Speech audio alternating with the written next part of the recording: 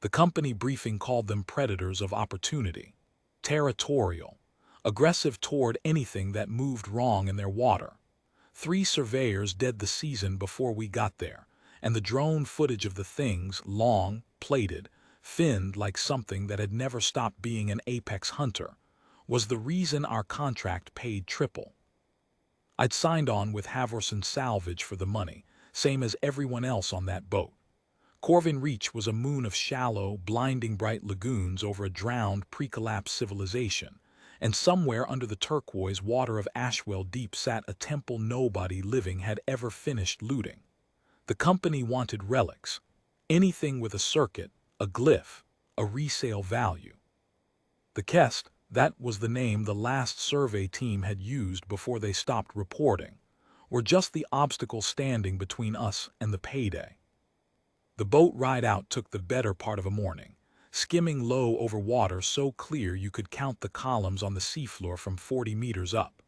Petra ran the crew efficiently and without much interest in the fine print. She'd printed the drone stills of the temple and taped them along the cabin wall like a job site, red circles around anything with resale potential. Rurik kept whistling some tune from home nobody else knew, and Dan kept checking the rebreathers twice each, a habit from a job that had gone wrong for him once before. Nobody talked much about the survey team. It was bad luck on a boat to talk about the last people who'd done your job and hadn't come back.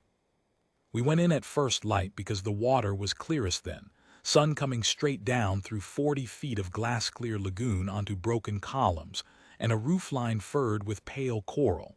6 of us on the dive. Petra took point with the cutting torch. Dan and Rurik hauled the sled. I was junior enough that I got sent down the side passages nobody else wanted, the tight ones where the light didn't reach as far, and I remember thinking, right before I dropped below the surface, that the water had a stillness to it that didn't feel like absence. It felt like something holding its breath. The first hour, everybody filled their pockets. Petra came up with a fistful of corroded medallions. Rurik found a whole cache of sealed ceramic jars, still airtight after however many centuries, and you could see him doing the math on his faceplate before he'd even surfaced. Nobody saw a Kest. The temple felt empty, patient, the way old places do when they've been waiting for you specifically. I found the passage by accident, chasing a school of pale fish through a gap in a fallen column. It went down further than the main chamber, past a threshold worn smooth by things that were not human feet, into a round room lit from above by a shaft that let the sun fall in one clean column onto the center of the floor. The floor was full of shapes, not treasure, nests, dozens of them, woven from kelp fiber and threaded through with the same corroded metal Petra had been stuffing into her bag 2 rooms back, except here the metal wasn't loot. It was lining, bedding, and curled into the nests, small enough to fit 2 to a hand, were things with plated hides and fins not yet grown in, breathing in that slow rhythm sleeping things breathe in. I hung there in the water a long moment, not moving, running my light slow across the room so I wouldn't startle anything. The medallions Petra had bagged upstairs. The ceramic jars Rurik was already pricing in his head.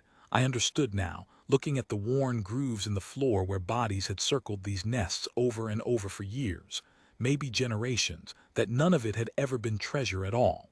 It was what a parent keeps close, a rattle, a blanket.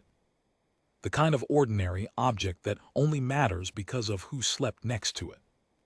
That was when I understood what the temple actually was, and what had been guarding it. The adult came down through the same shaft the sunlight used, and I want to be honest about what that moment was, because the company debrief afterward tried to make it into something it wasn't. I didn't fight it. I didn't outsmart it. I hung in the water with an ancient carved fishhook still in my glove, the one thing I'd grabbed, 2 rooms back, off a shelf that I now understood was a nursery wall, and I did not move, because there was nowhere to go and no version of moving that helped.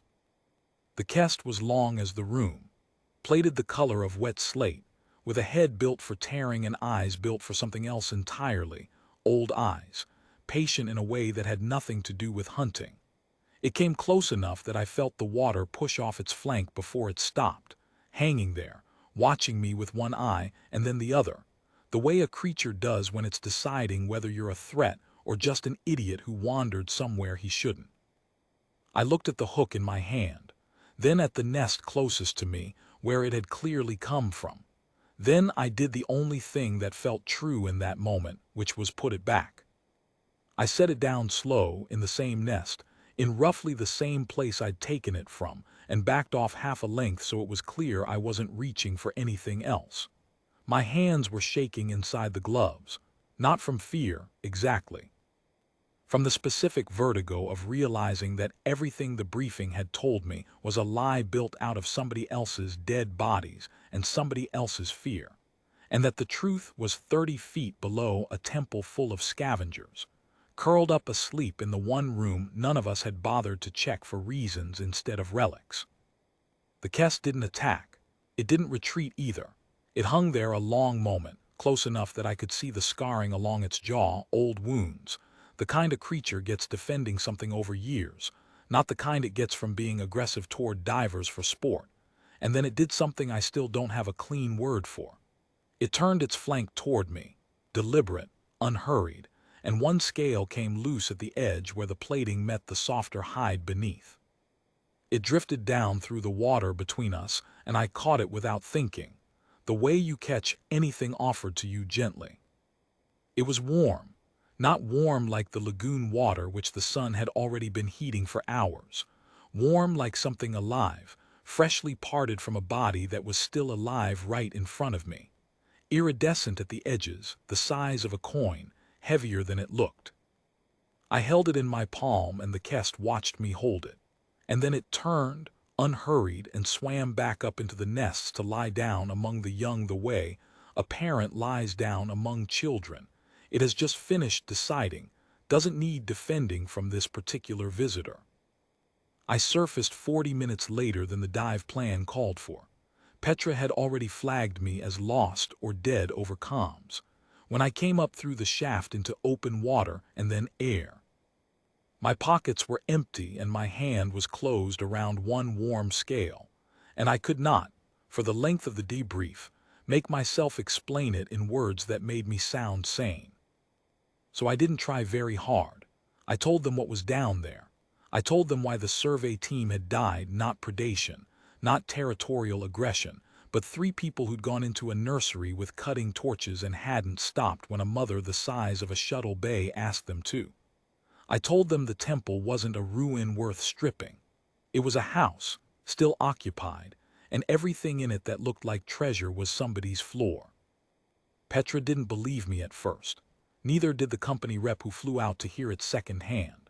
But the drone footage backed me up once someone finally sent a camera down that shaft instead of a torch, and after that the argument wasn't about whether the nursery existed.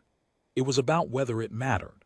I sat through 2 days of that argument on the boat and understood, maybe for the first time, why the old survey team hadn't come back. Not because the Kest were savage. Because somebody, at some point, had gone in with a torch anyway, and hadn't stopped when the water told them to. Halvorsen pulled the contract 2 days later, not out of conscience, I'd guess, but because a live, documented, protected nursery is worse for a salvage company's paperwork than a dead myth. The crew kept what they'd already bagged. Company policy. I never asked for mine back.